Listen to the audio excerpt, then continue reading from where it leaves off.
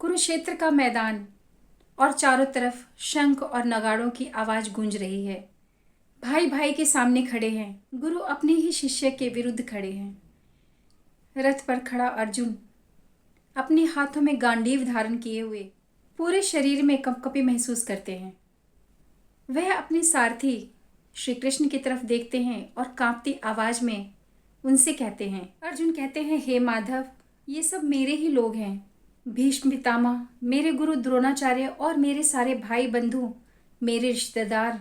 हे माधव, मैं इन्हें कैसे मारूं?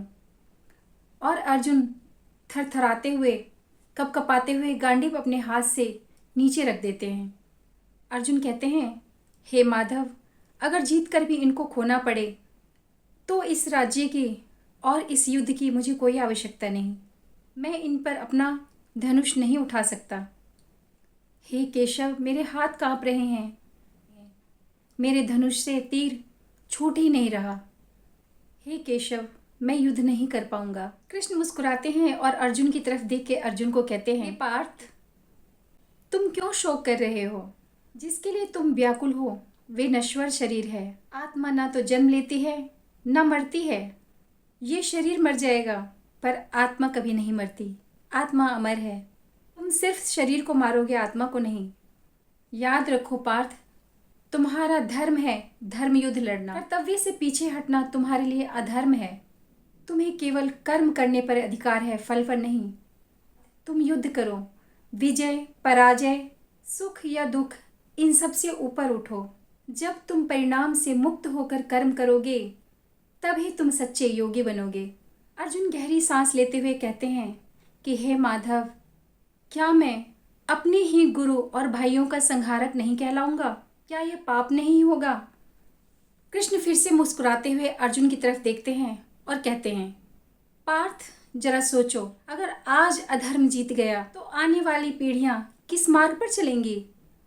हे पार्थ, धर्म की रक्षा करना तुम्हारा पहला कर्तव्य है। यह युद्ध तुम्हारा निजी युद्ध नहीं, यह धर्म और अधर्म की लड़ाई है। तुम्हें अपना निजी मोह छोड़ना ही पड़ेगा। हे पार्थ, हमेशा याद रखो, जो हुआ अच्छा हुआ, जो हो रहा है वो भी अच्छा हो रहा है, और जो होगा वो भी अच्छा ही होगा।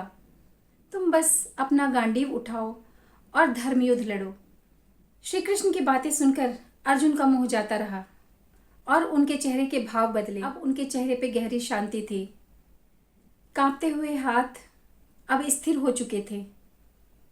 उनकी आंखों में अब कोई भय नहीं था, बल्कि दृढ़ निश्चय की चमक दिखने लगी थी।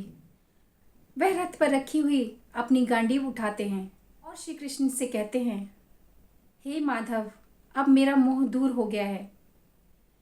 आपकी कृपा से मैं अब अपने कर्तव्य को स्पष्ट देख पा रहा हूँ। हे माधव, अब मैं युद्ध के लिए तत्पर हूँ। कुरुक्षेत्र का ये प्रसंग सिर्फ अर्जुन की ही कहानी नहीं, हम सबकी कहानी है। जीवन में मोह, डर और निराशा हमें चारों तरफ से घेर लेती है।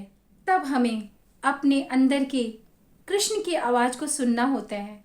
यही है गीता का सबसे बड़ा राज और यही है जीवन जीने का सबसे सुंदर मार्ग। दोस्तों, आपको ये कहानी कैसी लगी कमेंट में ज़रूर बताइएगा। शेयर कीजिएगा, लाइक कीजिएगा, सब्सक्राइब जरूर कीजिएगा। तब तक के लिए राधे राधे, जय श्री कृष्ण, जय माता दी।